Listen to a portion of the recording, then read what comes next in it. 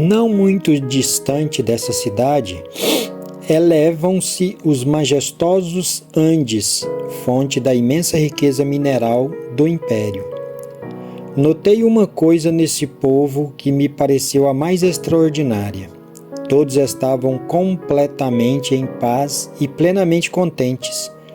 Expressavam ritmo calmo e incomum quando se movimentavam. Os quadros terminaram e nós prosseguimos para o único ponto rochoso visível. Saint-Germain tocou uma das rochas. Ela se deslocou para o lado e vimos um lance de 20 degraus de metal, escada abaixo. Descemos e chegamos a uma porta metálica. Atravessamos, descemos mais 20 degraus e nos encontramos diante de uma porta de bronze selada maciça. Saint-Germain encaminhou-se para a direita e descelou uma abertura quadrada na qual havia chaves metálicas, como as de um órgão. Apertou duas dessas. A grande massa se moveu vagarosamente e nós nos achávamos numa sala imensa onde tudo permanecia como naqueles tempos remotos. Fora usada como sala de mostruário de invenções a que o público tinha acesso. Todas as instalações eram feitas de metal combinado com o que parecia ser vidro opalescente.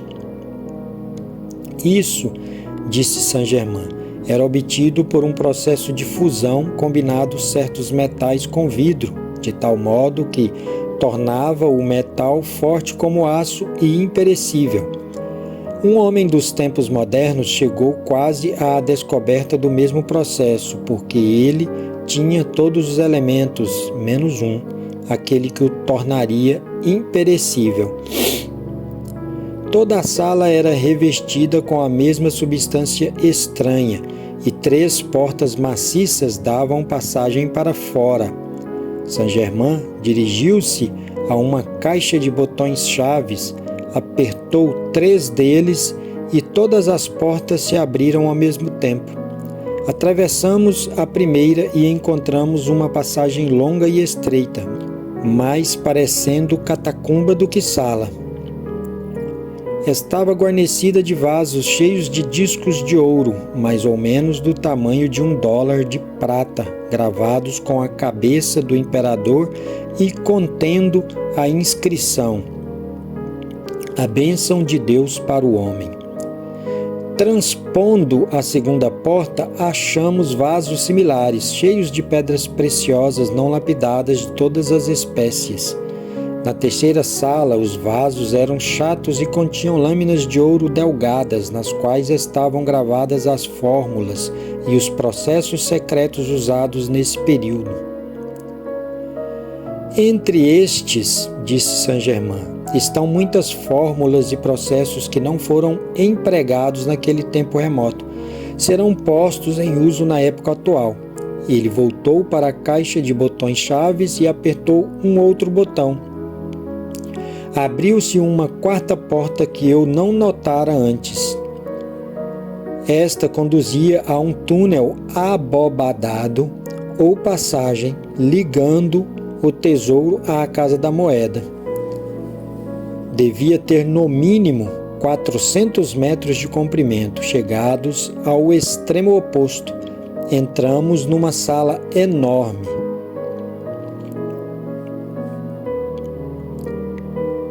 Era a parte principal da Casa da Moeda e estava repleta de máquinas de construção admirável. Entre muitas coisas, vi aparelhos para gravar ouro, para cortar e polir pedras preciosas. Eram simplesmente fascinantes, tão perfeito se apresentava o modo de operar. A essa altura, Saint-Germain mostrou-me uma espécie de vidro maleável, claro como cristal. Havia nessa sala grande quantidade de pepitas de ouro nativo, ouro em pó e em lingotes, pesando entre 3 e 4 quilos cada um. Fiquei estupefato diante de tanta riqueza. Junta e Saint-Germain, sabendo como eu me sentia, explicou: é absolutamente impossível liberar para a massa da humanidade a fabulosa riqueza que vedes diante de vós, porque o egoísmo que ora impera no mundo comercial tornaria o cúmulo da loucura deixar a humanidade desperdiçar mais dons da natureza do que já desperdiça.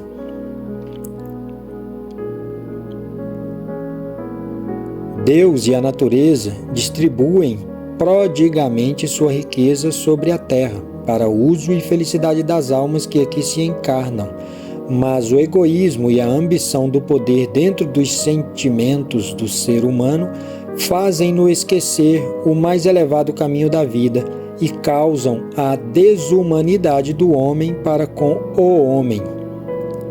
Os poucos que se erguem a fim de governar as massas deviam ter inteligência para saber que o que beneficia a massa beneficia ainda mais o indivíduo.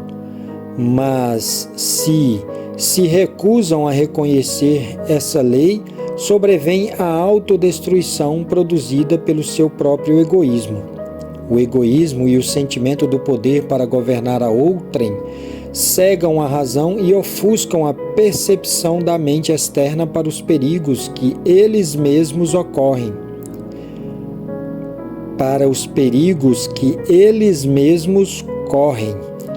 E tais indivíduos se atiram precipitadamente na ruína espiritual, mental, moral e física.